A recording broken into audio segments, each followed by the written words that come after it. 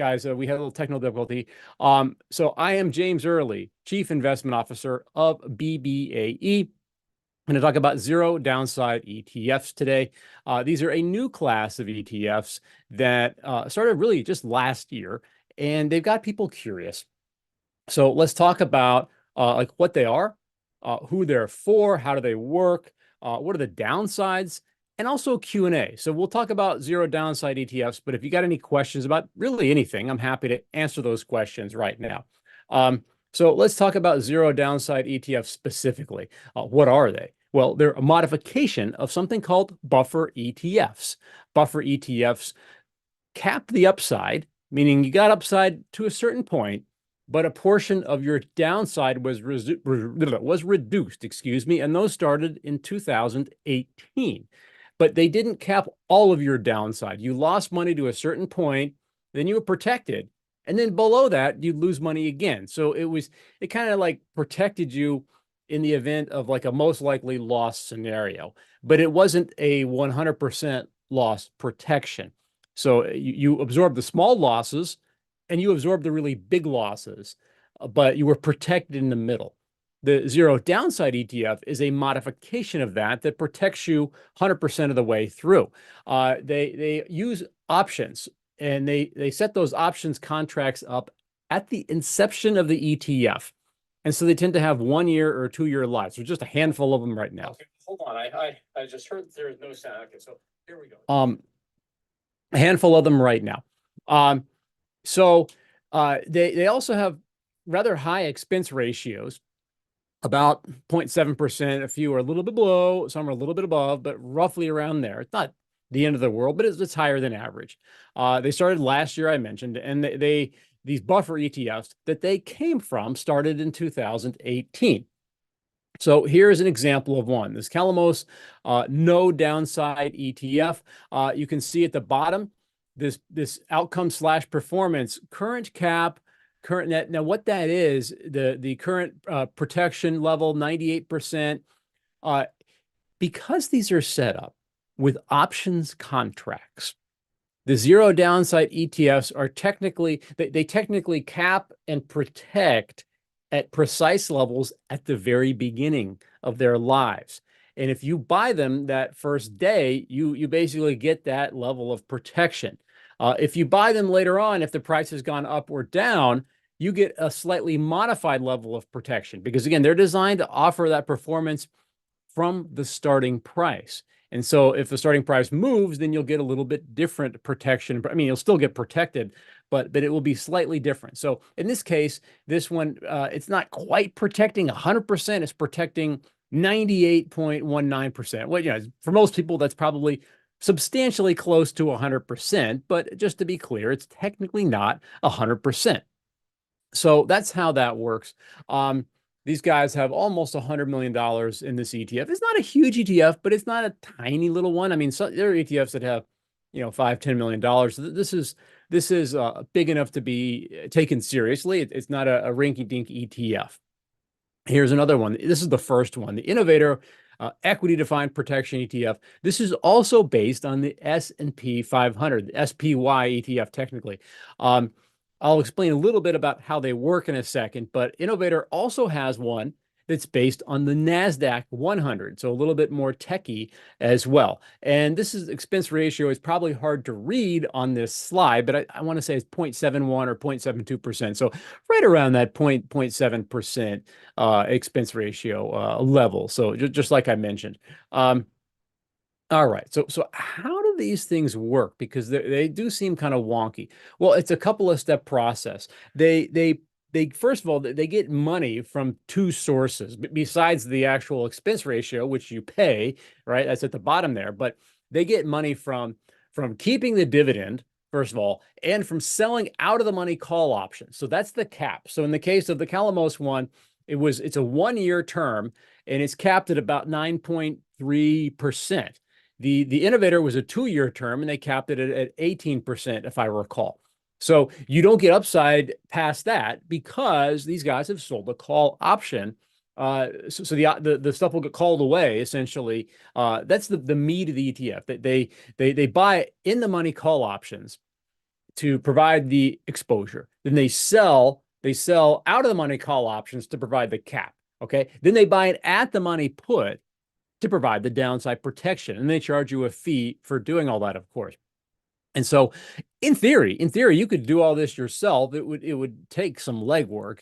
And these guys can probably negotiate more favorable pricing for this, but it's basically just a collection of options. That's how this works. These no downside ETFs are collections of options.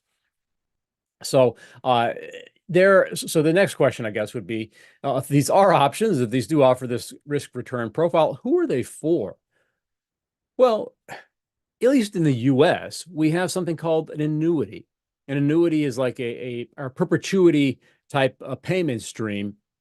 Often a lot of older customers buy these annuities, and these no downside ETFs are commonly sold to this group of people, or at least expected to be. They're so new, I don't even know if there's a commonly sold yet. But the idea is, it could be kind of older investors who want that stability. In theory, anybody who wants this risk return profile could buy one. Now, would I buy one, or would I suggest my teenage son buy one? Probably not. Probably not, because I got a little time left. Not as much time as he does, but the stock market generally goes up 71% of years, or 70% of years, and in general has gone up between 8 and 10% on average in the US over its life, which is pretty darn good. Now, you could say, well, hey, if you cap it at 9.3% in the Calamos one, that's, you're getting most of the historical return of the S&P 500, right? Isn't that great? I mean, you are paying an expense ratio for that, but in exchange for 0% downside, that's pretty good. Yeah, it is. But remember that 8 to 10% return is an average. Okay, so not every year gives you 8 to 10% return. Some years give you 30% return. Of course, some give you negative 30% or negative 20%. So it averages that. So in other words, you're agreeing to clip off some of the really best years' performance, or at least probably a big chunk of it, in exchange for that no downside protection.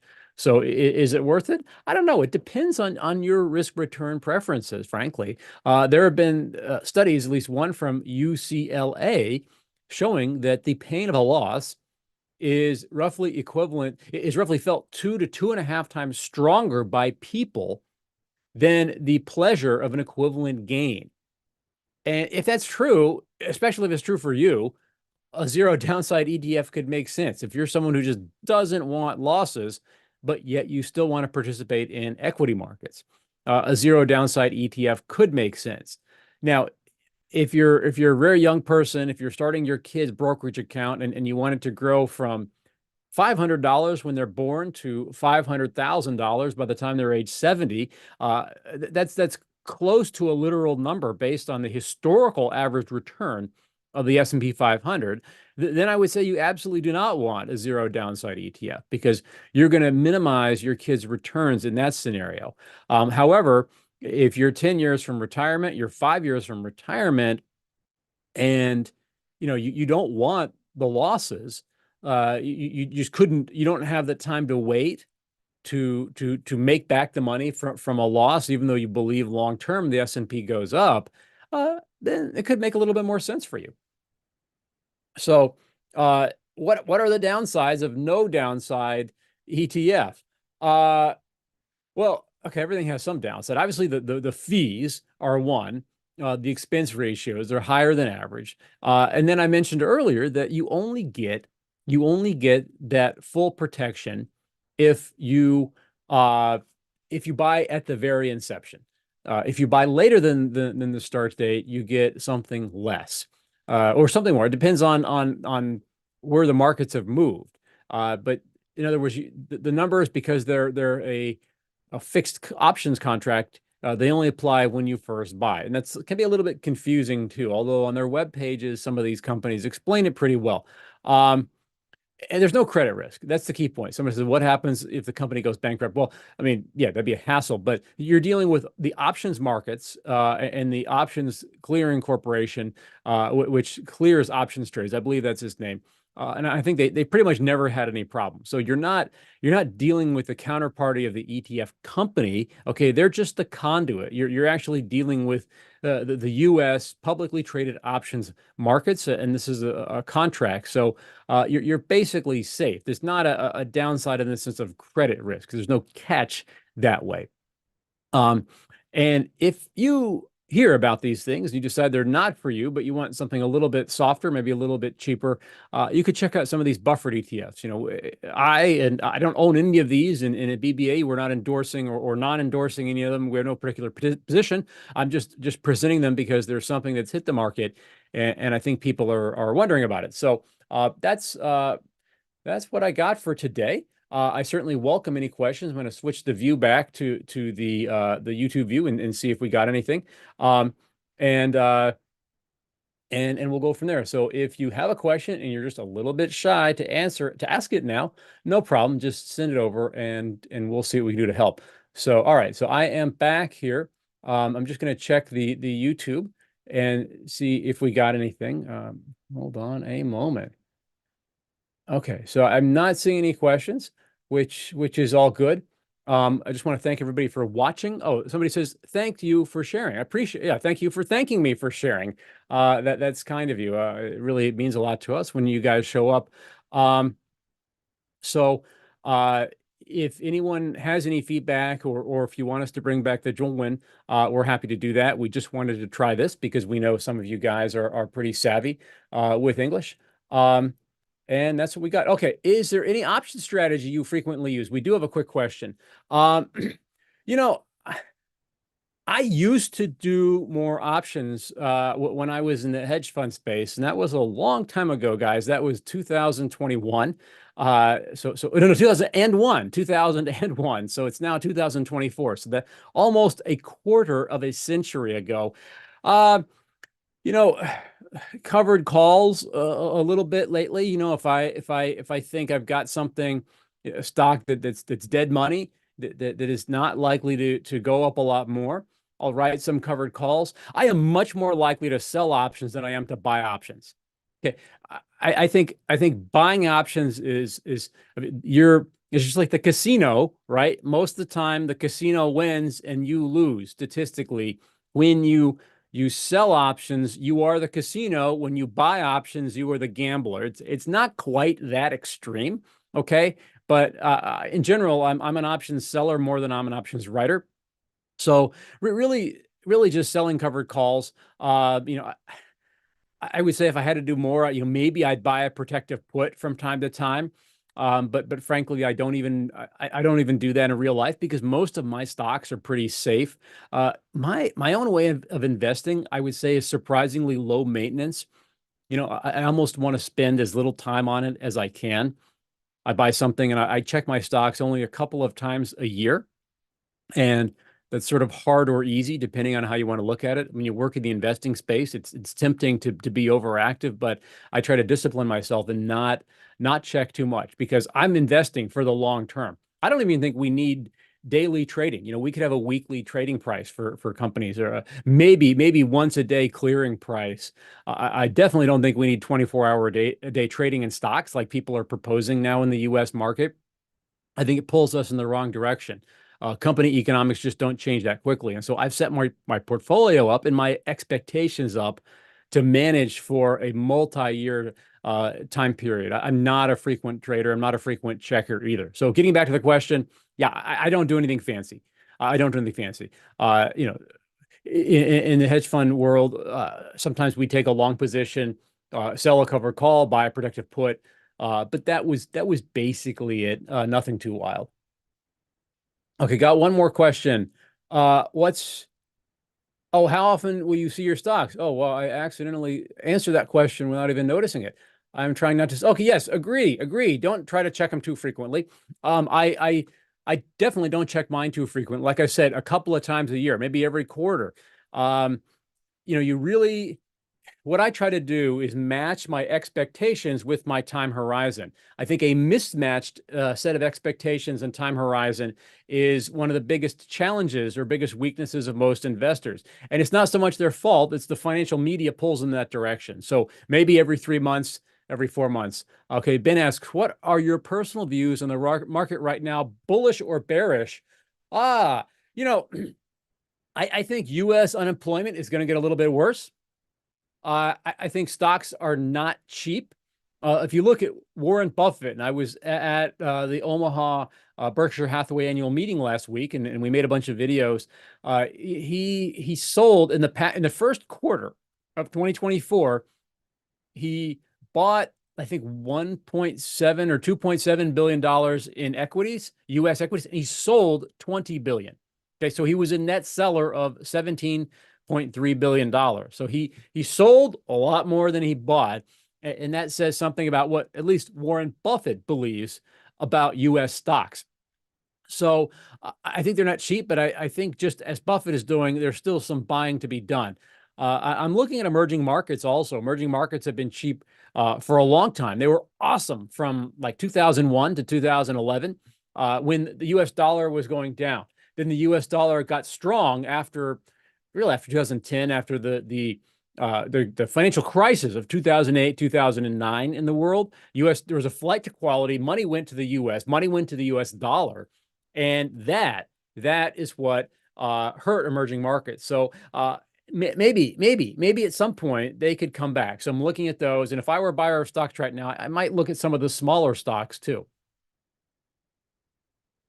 All right, so that looks like it. Thank you guys very much. And by the way, I'm happy to set up just more of a general Q&A live stream if that's helpful too. I love getting all these random questions.